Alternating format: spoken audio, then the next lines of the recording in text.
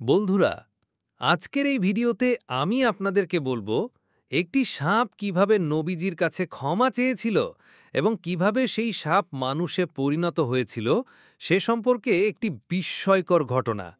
পুরো ঘটনাটি জানতে হলে ভিডিওটি শেষ পর্যন্ত দেখার অনুরোধ রইল।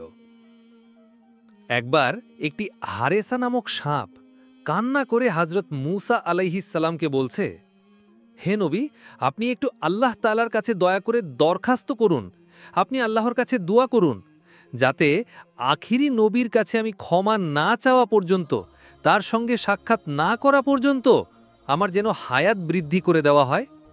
তখন হযরত মূসা আলাইহিস সালাম আল্লাহ তাআলার দরবারে কাঁদতে কাঁদতে বলছেন, হে আল্লাহ, আখিরি নবী তো আসবেন সবার শেষে, তার আসতে তো অনেক দেরি। আমার এই হারেসা সাপ এতদিন কিভাবে এই অবস্থায় থাকবে? হে আল্লাহ, তুমি তার হায়াত বৃদ্ধি করে দাও।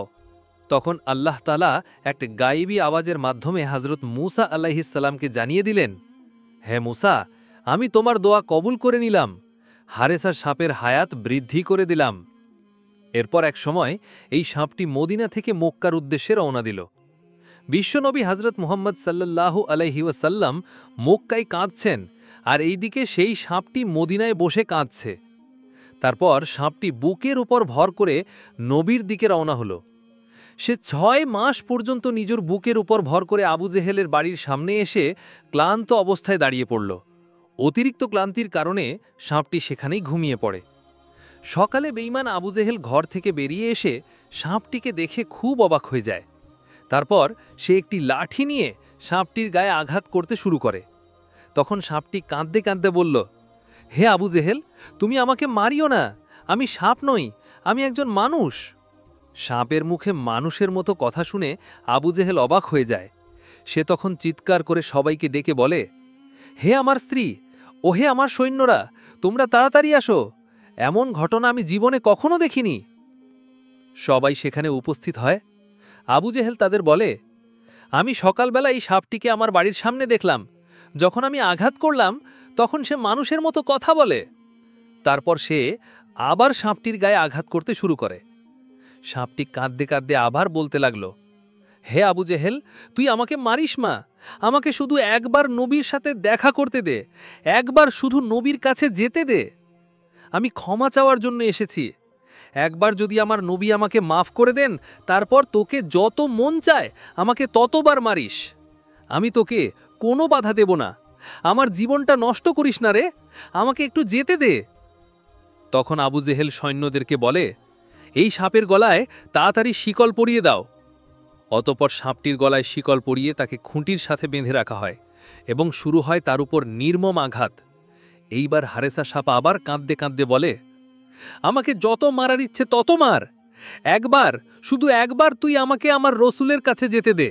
তখন আবু জেহেল বলল, হে বিবি, এই সাপের মুখ দিয়ে মুহাম্মদের নাম আসছে, মনে হচ্ছে এই সাপটি মুহাম্মাদের জন্য পাগল হয়ে গেছে, একে তো ছাড়া যাবে না। এরপর সাপটিকে বেঁধে রেখে সারাদিন তার গায়ে আঘাত করতে থাকে। সাপটি কাঁদতে কাঁদতে বলল, ও আবু জেহেল, তুই আমাকে বুঝলি না, আমি যদি আখিরি নবীর কাছে যেতে না পারি তাহলে তো আমার জীবন ধন্য হবে না, আমি মাফ পাবো না, জান্নাতেও যেতে পারবো না, আমাকে জাহান্নামে চলে যেতে হবে। শুধু একবারের জন্য হলেও মুহাম্মদ সাল্লাল্লাহু আলাইহি ওয়াসাল্লামের কাছে যেতে দে, যদি আমার নবী আমাকে মাফ করে দেন তারপর তুই আমাকে যত খুশি মারিস।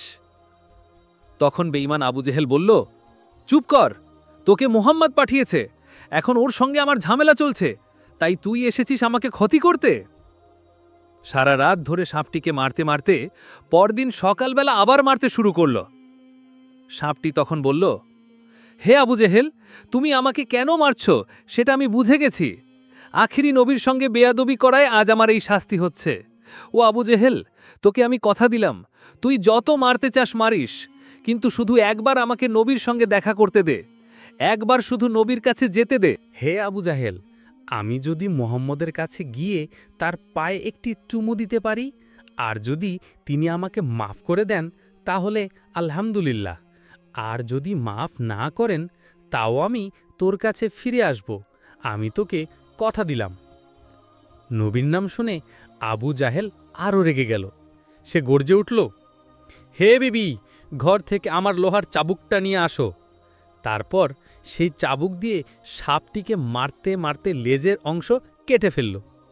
আবার বলল, হে বিবি, ঘরে গিয়ে একটু লবণ নিয়ে আসো। এই সাপটা মোহাম্মদের জাদুর সাপ, এটার কাজ শেষ করে দিতে হবে। লবণ এনে সাপটির ক্ষতস্থানে লাগানো হলো। ব্যথায় ছটফট করতে করতে সাপটি কান্নাজড়িত কণ্ঠে বলল, হে আবু জাহেল, তুমি আমার শরীর কেটে ফেলেছ, লবণ লাগিয়ে দিয়েছ, আমি আর সহ্য করতে পারছি না। তবুও এই রক্তমাখা শরীর নিয়ে তুমি আমাকে একবার আখিরি নবীর কাছে যেতে দাও। আমি ক্ষমা চাইতেই চাই, তার কাছে গিয়ে তোমার কাছে ফিরে আসব, এই কথা দিলাম। কিন্তু আবু জাহেল একটুও দয়া করল না। সে আরেকটি আঘাতে সাপটিকে মাঝখান থেকে কেটে ফেলল। সেই যন্ত্রণায় ছটফট করতে করতে সাপটি মাটিতে মাথা ঠেকিয়ে আল্লাহর দরবারে কেঁদে বলল, হে আল্লাহ, আমি বুঝে গেছি এই বেঈমান আবু জাহেল আমাকে ছাড়বে না। আমি যদি নবীর কাছে না যেতে পারি তাহলে আমার জীবন ধন্য হবে না, আমার জীবনের উদ্দেশ্যটাই বরবাদ হয়ে যাবে। আমাকে নবীর কাছে একটু মাছ চাওয়ার সুযোগ করে দাও, না হলে পরকালে আমি জাহান্নামের আগুন সহ্য করতে পারবো না। হে আল্লাহ, তুমি যত শাস্তি দাও এই দুনিয়াতেই দাও। এক পর্যায়ে সাপটিকে মেরে ফেলা হলো। মেরে ফেলার পর আবু জাহেল বলল, এই তো মোহাম্মদের সাপ, ওর জাদুর সাপ, এটা আবার বেঁচে উঠতে পারে। এবার এটাকে আগুনে পুড়িয়ে দিতে হবে। অতপর সাপটির দেহ আগুনে ফেলা হলো। সাপটি পুড়ে পুড়ে একসময় ছাই হয়ে গেল। সে ছাইগুলো একটি পাতিলে ভরে মুখ বন্ধ করে ফেলা হলো। তখন আবু জাহেল তার স্ত্রীকে বলল, হে বিবি, আমরা তো মোহাম্মদের জাদুর সাপকে পুড়িয়ে ফেলেছি। এবার মোহাম্মদকে পরীক্ষা করব, দেখব তার জাদুবিদ্যা কতটুকু। আমরা তাকে জিজ্ঞেস করব এই পাতিলের ভিতরে কি আছে। তারপর বেঈমান আবু জাহেল মহল্লায় ঘুরে ঘুরে বলছে, এই দেখো, মোহাম্মদ আমাকে মারার জন্য তার জাদুর সাপ পাঠিয়েছিল, আমি তাকে মেরে ফেলেছি, জ্বালিয়ে ছাই করে ফেলেছি। মোহাম্মদের জাদুকেই আমি শেষ করে দিয়েছি। এভাবে আবু জাহেল মহল্লাবাসীকে বোঝাতে লাগল মোহাম্মদ সাল্লাল্লাহু আলাইহি ওয়াসাল্লামের চেয়ে তার ক্ষমতা নাকি বেশি। অতপর আবু জাহেল তার সন্তানদের ডেকে বলল, চলো আমরা এই পাতিল নিয়ে মোহাম্মদের কাছে যাব এবং জিজ্ঞাসা করব এর ভিতরে কি আছে। যদি সে বলতে পারে তাহলে ঠিক আছে, আর যদি বলতে না পারে তাহলে তাকেও পিটিয়ে মেরে ফেলব এবং তাকেও আগুনে জ্বালিয়ে দেব। অতপর সেই বেঈমান আবু জাহেল তার সৈন্যদের নিয়ে আখেরি নবী হজরত মোহাম্মদ সাল্লাল্লাহু আলাইহি ওয়াসাল্লামের ঘরের সামনে উপস্থিত হল। সে ডাকতে লাগল, হে মোহাম্মদ, এদিকে আসো, দেখো আমি তোমার জন্য কি নিয়ে এসেছি।